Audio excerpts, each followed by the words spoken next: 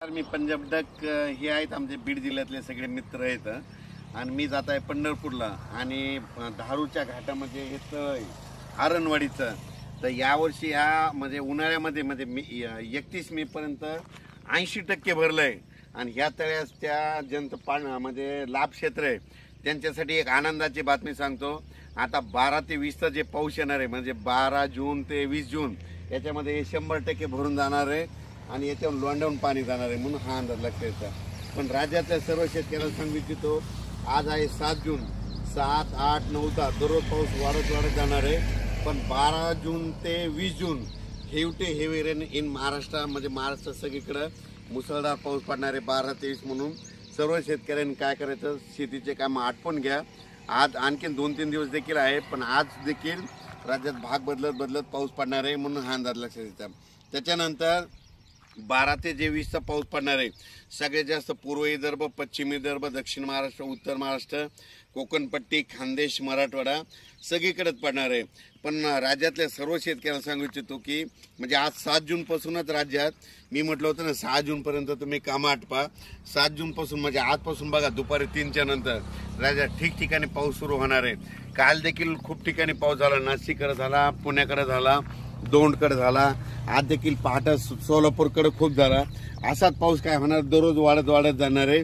पण 12 ते 20चा मात्र राज्यात मुसळधार पाऊस पडणार आहे म्हणून हा अंदाज लक्षात घ्यायचा.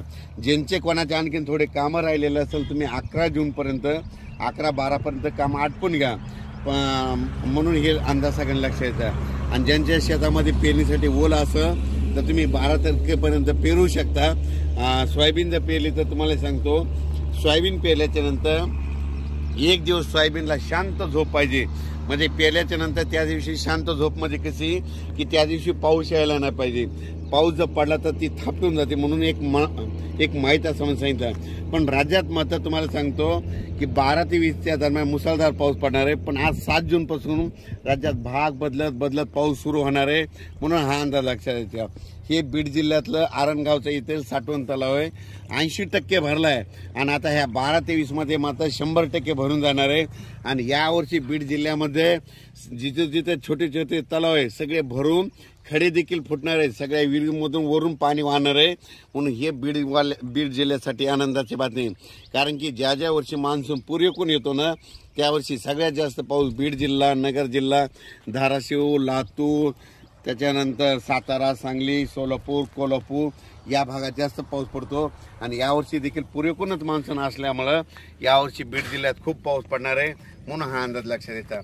अचानक वातावरणात बदल झाला तर लगेच एक मेसेज दिला जाईल. धन्यवाद.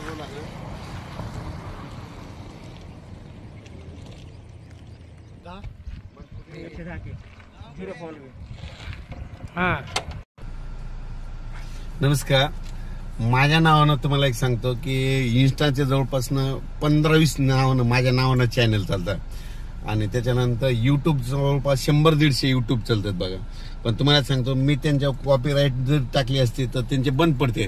पण काय होईल तुम्हाला एक माहीत असं सांगालो की काय होतं, माझ्यामुळे त्यांना रोजगार मिळायला काही जणांना 1-1 लाख रुपयेपर्यंत त्या युट्यूबमधून भेटतात. म्हणून तुम्हाला सांगतो काही जण चूक टाकतात पण माझं जे चॅनल आहे मी त्याला काय करत असतं दररोज अंदाज देत असतो म्हणून मी कधी कोणावर स्ट्राईक देखील टाकत नाही. हे तुम्हाला एक माहीत असेल. माझं जे चॅनल आहे जे इन्स्टाचं चॅनल आहे त्या इन्स्टाचा अंदाज आणि त्या युट्यूबचा अंदाज ते एकच असतंय. आणि काय झालं माझ्या नावावर जवळपास 100-150-200 युट्यूबचे म्हणजे चॅनल चालतात पण त्यांना देखील महिन्याला 50,000 1 लाख कोणाकोणाला इतका फायदा होतो. चला आपल्यामुळं जर आपण अंदाज दिल्यामुळे व्हिडिओमुळे त्यांना फायदा होत असेल तर मी ते चांगली गोष्ट आहे म्हणून मी कोणाला म्हणजे स्ट्राईक देत नाही काय नाही. पण त्याच्यात काय करतात काही जण थोडे जुने व्हिडिओ टाकतात म्हणून मला त्यांना विनंती आहे की माझे जुने व्हिडिओ टाकत जाऊ नका तुम्ही. उलट मी तुमच्यासाठी कधी स्ट्राईक सुद्धा देत नाही, काहीच देत नाही म्हणून माझी तुम्हाला विनंती. धन्यवाद. माझे चॅनल आहे ते पंजाब डक नावानं, त्याच्या काळ्या शर्टचा फोटो ते चॅनल आहे ओरिजिनल. आणि इन्स्टाचं जे चॅनल आहे त्याच्यात Punjab duck nonstop PANJA BNTAK 4529 माझ्या गाडीचा नंबर आहे त्या चॅनलवर असे.